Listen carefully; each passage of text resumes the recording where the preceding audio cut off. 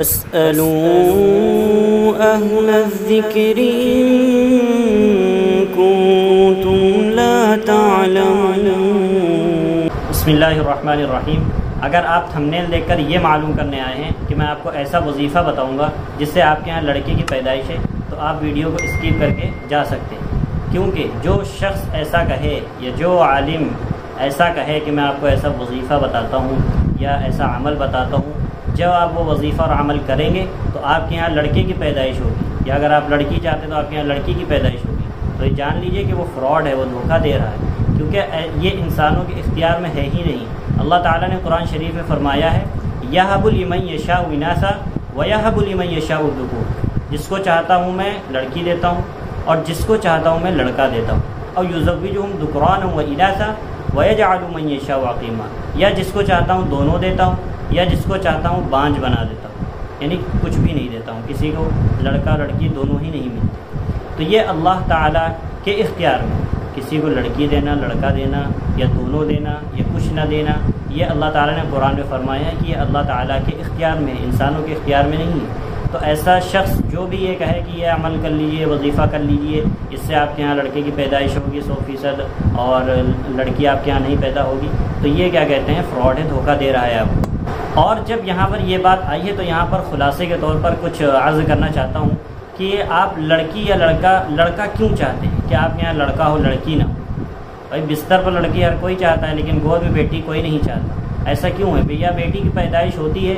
تو منہ کیوں بن جاتا ہے، پریشان کیوں ہو جاتا ہے، یا ہمارا معاشرے میں یہ سب باتیں کیوں ہیں؟ اللہ تعالیٰ کے کلام کی خوبصورتی ہے، اللہ تعالیٰ نے ایسا لفظ استعمال کیا ہے جس سے عوام کے اندر، اللہ تعالیٰ جانتے تھے کہ ایسے غلط عقائد، غلط باتیں عوام میں پھیلیں گی،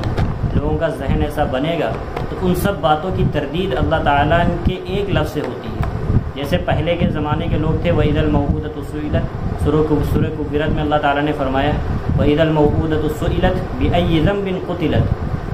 اور جب زندہ درگور کی جانے والی لڑکیوں سے پوچھا جائے گا، بچیوں سے پوچھا جائے گا بِأَيِّ ذَنبٍ قُتِلَتْ، تم کس گناہ کے جرم میں، کس گناہ کی وجہ سے قتل کر دی گئی۔ یعنی پہلے کے لوگ، جب قریش مکہ جب لڑکی پیدا ہوتی تھی تو مکہ والے اس کو زندہ درگور دفن کر دیتے تھے، یعنی اس طرح کی مینٹیلٹی کے لوگ تھے۔ یعنی تو اللہ تعالیٰ کو علم تھا کہ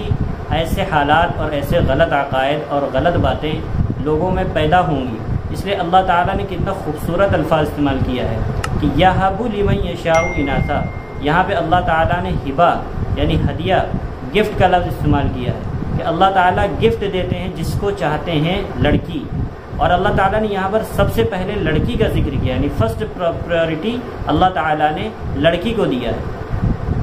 اور یہابو گفٹ کا لفظ استعمال کیا ہے کہ اللہ تعالیٰ جس کو چاہتے ہیں لڑکی گفٹ کرتے ہیں، اور گفٹ انسان دوسرے کو، جیسے ہمیں کسی کو گفٹ دینا ہوتا ہے، ہدیہ دینا ہوتا ہے، تو ہم سب سے پہلے وہی چیز چوز کرتے ہیں، وہی چیز پسند کرتے ہیں جو ہمیں سب سے اچھی لگتی ہے، اور کوشش یہ کرتے ہیں کہ سامنے والے کو بھی سب سے اعلیٰ سے اعلیٰ چیز دی جائے جو سامنے والے کو بھی پسند آئے۔ تو اس لیے اللہ تعالیٰ نے یہابو گفٹ کا لفظ، یعنی اللہ تعالیٰ کو سب سے زیادہ وہی پسند ہے، اور اللہ تعالیٰ جو ہمیں دے رہے ہیں وہ گفٹ کے طور پر دے رہے ہیں، تو گفٹ انسان کو پسند آنا چاہیے۔ تو اللہ تعالیٰ نے جتنی بھی غلط باتیں اور غلط عقائد لڑکی کو لے کر، لڑکی کی پیدائش کو لے کر عوام الناس میں، لوگوں میں پھیلی ہوئی ہیں، اللہ تعالیٰ نے اس کی تردید ان آیت سے کر دی کہ لڑکی تو گفٹ ہے،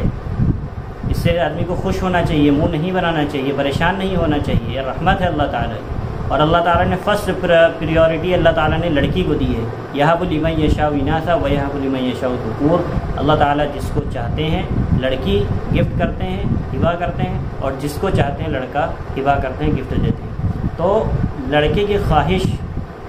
یہ اور اس کے لیے عمل یا وظیفہ جاننا، اور اس کو اگر کوئی بتائے یا نیٹ پہ دیکھنا، اور یوٹیوب پہ طرح طرح کے لوگ مل جاتے ہیں، نیٹ پہ مل جائے گا کہ ایسا وظیفہ کریے، یہ عمل کریے، آپ کے یہاں لڑکی کی پیدائش ہوگی، لڑکی کی پیدائش نہیں ہوگی، آپ کو ہمیشہ لڑکا ملے گا، تو یہ سب غلط باتیں ہیں، فراڈ ہے، دھوکہ ہے۔ ایسے شخص سے اپنے آپ کو بچائیں۔